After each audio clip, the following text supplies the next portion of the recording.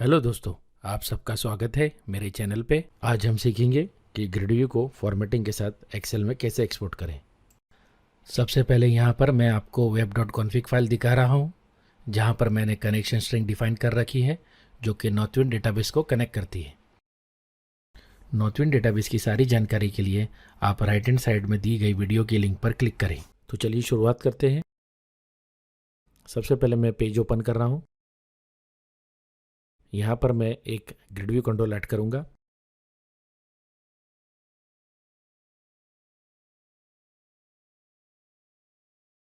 मैं grid view पर कुछ कलर्स और कुछ स्टाइल सेट कर रहा हूँ, जैसे कि बैक कलर, फोर कलर वगैरह। जब हम एक्सपोर्ट करेंगे एक्सेल में, तब हमारी ग्रिड व्यू इन्हीं कलर्स के साथ एक्सपोर्ट होगी।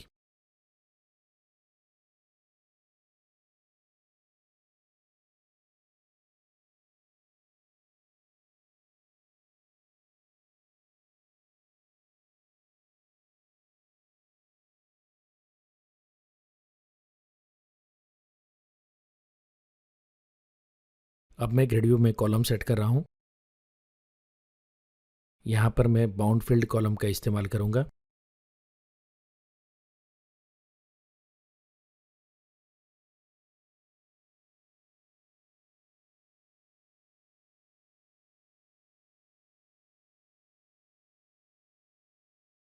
यहाँ पर ध्यान देने वाली बात यह है कि आपको विड्थ को सेट करना है, वरना आपकी ग्रिड व्यू जब एक्सेल में एक्सपोर्ट होगी तो उसका फॉर्मेटिंग बराबर नहीं होगा। इसलिए जैसा आप डिज़ाइन चाहते हैं वैसा ही यहाँ पर स्टाइलिंग करें और हूबहू आपकी ग्रिड व्यू एक्सेल में एक्सपोर्ट होगी।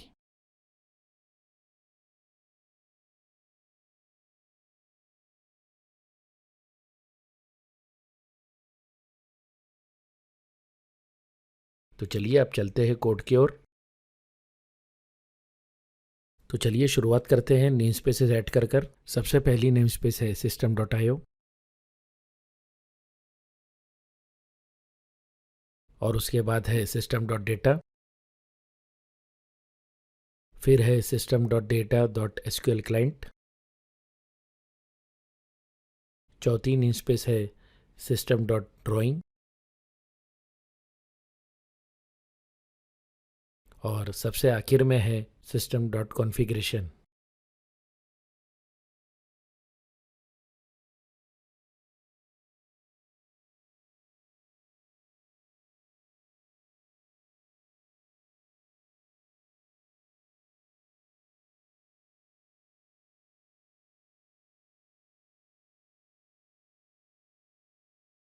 अब मैं एक प्राइवेट फंक्शन बना रहा हूँ। इस फंक्शन का नाम होगा बाइंड और ये फंक्शन डेटाबेस टेबल से डेटा लाकर ग्रिड व्यू में पॉपुलेट करेगा। डेटा पॉपुलेट करने के लिए मैं ADO.NET का इस्तेमाल कर रहा हूँ। आप चाहे तो एंटिटी फ्रेमवर्क या किसी और तरीके से भी डेटा पॉपुलेट कर सकते हैं, क्योंकि एक्सपोर्ट करने का तरीका हर किसी के लिए सेम ही रहेगा। तो आप देख सकते हैं, सबसे पहले मैं कनेक्शन स्ट्रिंग को रीड कर रहा हूँ। कनेक्शन स्ट्रिंग और डेटाबेस के बारे में जानकारी मैंने ऑलरेडी वीडियो के स्टार्ट में दे दी है, फिर भी मैं बताना चाहूंगा कि यहाँ पर मैं नॉर्थविंड डेटाबेस का इस्तेमाल कर रहा हूँ।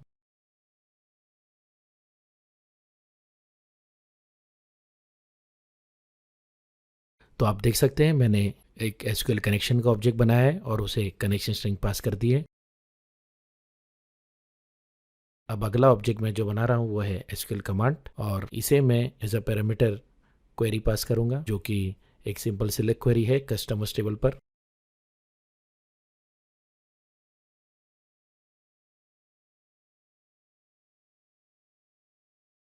अब यहाँ पर मैं SQL डेटा अडेप्टर का एक ऑब्जेक्ट बना रहा हूँ।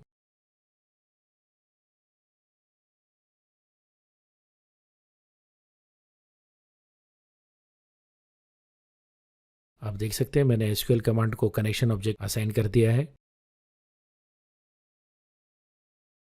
उसके बाद आप देख सकते हैं मैंने SQL डेटा अडेप्टर को कमांड ऑब्जेक्ट असाइन कर दिया है। अब मैं डेटा टेबल का एक ऑब्जेक्ट बना रहा हूँ।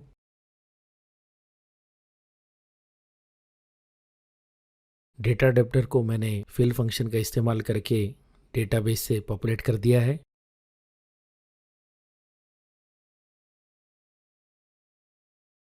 अब उसे मैं ग्रिड व्यू को असाइन कर दूंगा। फाइनली मैं ग्रिड व्यू के डेटा बाइंड फंक्शन को कॉल कर इस कोड को कंप्लीट कर दूंगा। तो लीजिए हमारा बाइंड ग्रिड फंक्शन कंप्लीट होता है। अब इस फंक्शन को हम दो जगह कॉल करेंगे। सबसे पहली जगह है पेज लोड इवेंट के अंदर और दूसरी जगह है on page index changing event के अंदर, जो कि पेजिंग के लिए इस्तेमाल होती है।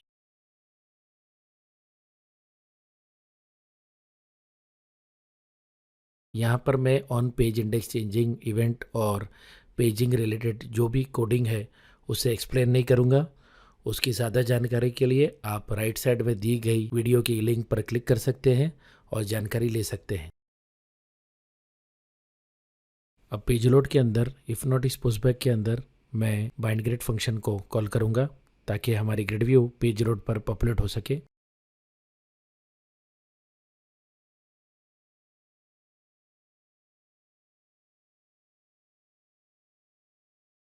यहाँ पर मैं अलाउ पेजिंग प्रॉपर्टी को ट्रू सेट कर रहा हूँ और on page index changing event को ग्रिड व्यू को असाइन कर रहा हूँ। तो इसी के साथ हमारा ग्रिड व्यू का पॉपुलेशन पार्ट कंप्लीट होता है और चलिए अब इसे रन कर एक बार चेक कर लेते हैं। तो आप देख सकते हैं ग्रिड व्यू पॉपुलेट हो रही है और कलर्स और स्टाइल्स के साथ हो रही है, साथ ही साथ पेजिंग भी काम कर रही है। चलिए अब हमारे अंतिम पार्ट की ओर, जहाँ पर हम ग्रिड व्यू को एक्सेल में एक्सपोर्ट करेंगे।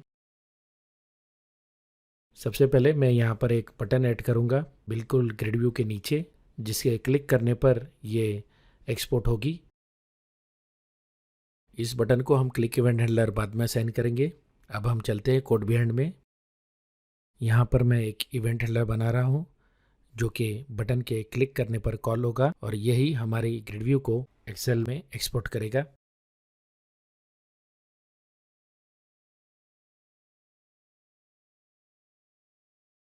यहाँ पर सबसे पहले मैंने रिस्पॉन्स को क्लियर किया है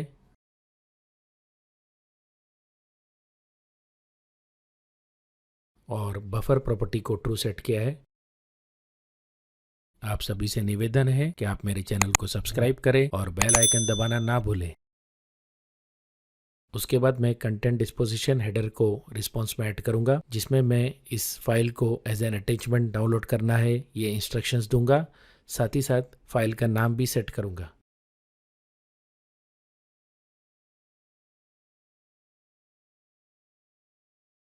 अब यहाँ पर एक और इम्पोर्टेंट चीज़ जो कि है कंटेंट टाइप, जो कि ब्राउज़र को बताता है कि जो फाइल डाउनलोड हो रही है वो किस टाइप की फाइल है। यहाँ पर मैं कंटेंट टाइप सेट कर रहा हूँ vnd.msexcel।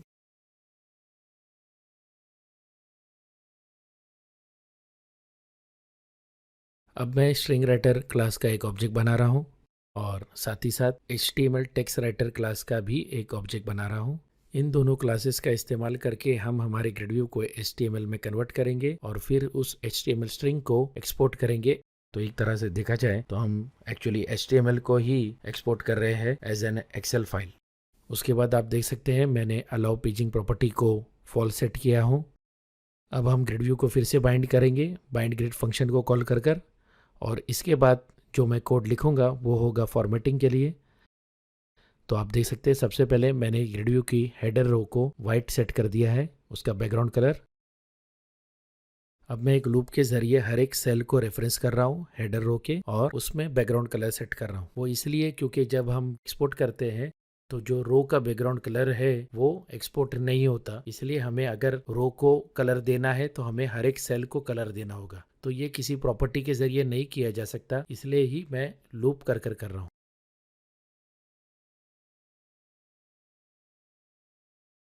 बिल्कुल इसी तरह हमें ग्रिड व्यू के रो को और अल्टरनेटिंग रो को जो कलर्स अप्लाई किए हैं वो उनके इंडिविजुअल सेल को अप्लाई करने पड़ेंगे।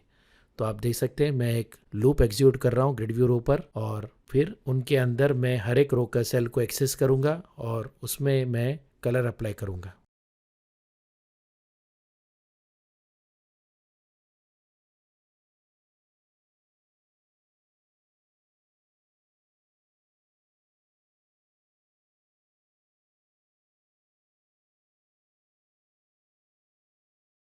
अब आप देखेंगे कि मैं सेल में एक CSS क्लास भी सेट कर रहा हूँ टेक्स्ट मोड।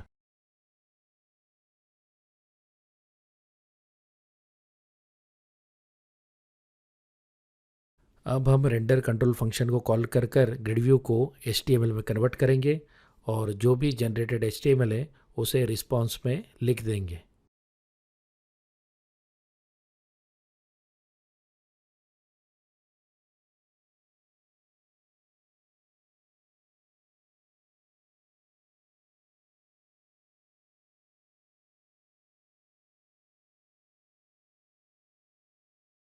मैं आपको बताना चाहूँगा कि इस वीडियो पर आर्टिकल ऑलरेडी मैंने पोस्ट कर दिया है, आप उसे डिस्क्रिप्शन में दी गई लिंक के जरिए जाकर चेक कर सकते हैं। साथ साथ वहाँ पर आपको डेमो लिंक और सोर्स कोड की डाउनलोड लिंक भी मिल जाएगी।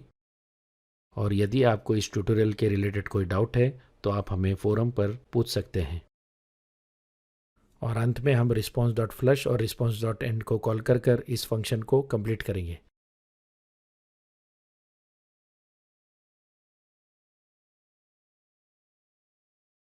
क्योंकि हम ग्रिड व्यू को रेंडर कर रहे हैं एज एन HTML, इसलिए हमें ये इवेंट को ओवरराइट करना पड़ेगा और इसे एम्प्टी ही रखना है।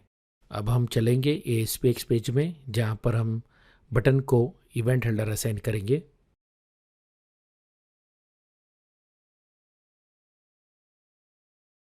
तो इसी के साथ कोड कंप्लीट होता है। अब हम इसे रन कर एक बार चेक कर सकते हैं।